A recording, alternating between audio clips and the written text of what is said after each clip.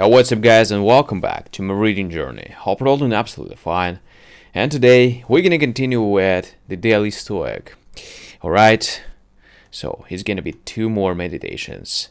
And let's start with the first one. Push for a deep understanding. From Rusticus. I learned to read carefully and not be satisfied with the rough understanding of the whole, and not to agree too quickly with those who have a lot to say about something. Marcus Aurelius Meditations. The first book of Marcus Aurelius Meditations begins with a catalogue of gratitude. He thanks one by one the leading influences in his life.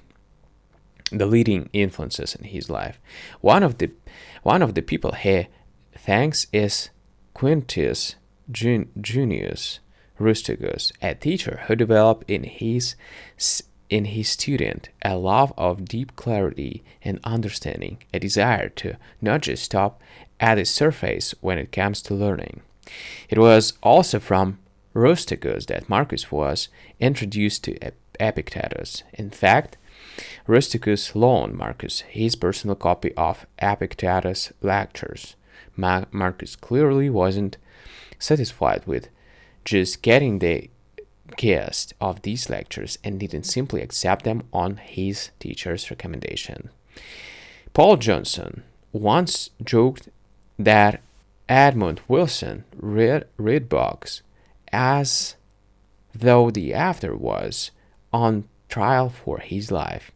That's how Marcus read Epictetus. And when the lessons passed muster, he absorbed them. They became part of his DNA as a human being. He quoted them at length over the course of his life, finding real clarity and strength in worth, even amid the immense luxury and power he would come to possess. That's the kind of deep reading and study we need to cultivate as well, which is why we're reading just one page a day instead of a chapter at a time, so we can take the time to read attentively and deeply. So that because of that we read just two meditations once a day, no more.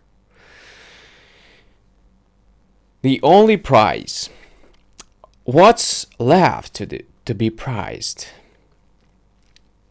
This, I think, to limit our actions or inaction to only what's in keeping with the needs of our own preparation. It's what the exertions of education and teaching are all about. Here is the thing to be prized. If you hold these firmly, you will stop trying to get yourself all the other things. If you don't, you won't be free, self-sufficient, or liberated from passion, but necessarily full of envy, jealousy, and suspicion for any who have the power to take them, and you will pilot against those who do have what you prize, but by having some self-respect for your own mind is prizing it. You will please yourself and be in better harmony with your fellow human beings and more in tune with the gods, praising everything they have said in order to allot you. Marcus Aurelius Meditations. Warren Buffett, whose net worth is approximately 65 billion, lives in the same house he bought in 1858 for $31,500. John Urchel, a lineman for the Baltimore Ravens, makes millions but manages to live on $25,000 a year. San Antonio Spurs star Kawhi Leonard gets around in the 1887 Chevy Tahoe. he's had since he was a teenager, even with a contract worth some 84 million. Why? It's not because these men are cheap. It's because the things that matter to them are cheap. Neither Buffett or Arshall nor Leonard ended up this way by accident. Their lifetime, their lifestyle is the result of prioritizing. They cultivate interests that are decidedly below their financial means, and as a result, any income would allow them freedom to pursue the things they most care about.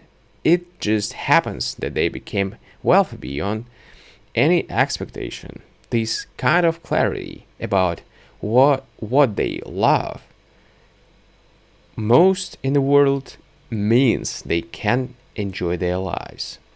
It means they'd still be happy even if the markets were to turn or their careers were cut short by injury.